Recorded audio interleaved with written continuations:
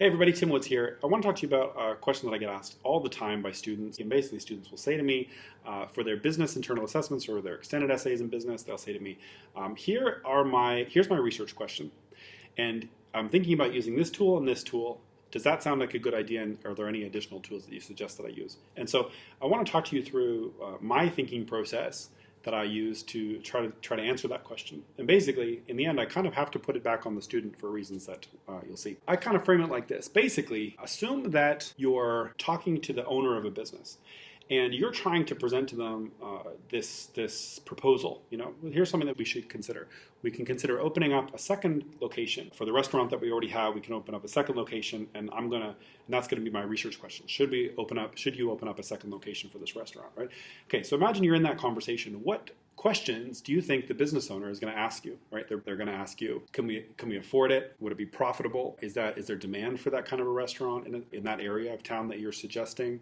And some other questions, right? So what you want to try to do is put yourself in the shoes of that owner, that CEO or something that you're going to be presenting your ideas to. Try to anticipate what you think that they would ask you. What questions would be most important to them? Put yourself into their shoes, and then anticipate those questions, and then let your analysis come from that kind of perspective. Basically, your analysis should be the analysis that answers those questions. Also, there might be certain reasons why you think this is a great research question to be exploring, and ask yourself, what are the reasons why I think this is a really interesting question for this business? And sometimes the reasons why you think it's a good idea are because of profitability or because of increased market share. And then those are the things that you should be looking into in your analysis. So again, make sure that your analysis covers those most important aspects, those most important questions that you think that the business owner would ask. And then if your IA or your extended essay does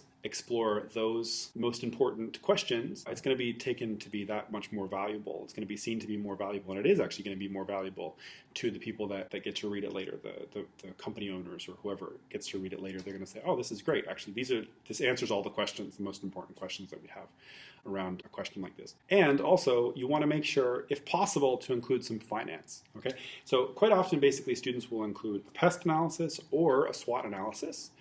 Normally, students want to do one or both of those, but actually, I recommend that you only do one. And you have to make some decisions here about which one's going to be most appropriate for your company, for your situation. Is it going to be a SWOT or is it going to be a pest? But don't do both, because it's like a Venn diagram. There's just too much overlap, and it's a bit redundant to do both. So yeah, you should probably do one of those, and also do some finance. Look into some of the financial aspect. A lot of students recently are doing just a lot of ratios, and they're putting them into a table. So gross profit margin, net profit margin, current ratio, whichever are the ratios that are sort of most useful to you in developing your analysis. You can stick a lot of them in a table, and you can kind of do your mini conclusion on them, if you know what I mean by that, all together at once. So you can kind of treat a bunch of ratios as just sort of one tool. And so you can say a lot. You can say a lot through ratios, obviously. You can have maybe the current ratio of the company and the gross profit margin. You can have like a table where it's all of those ratios for 2014,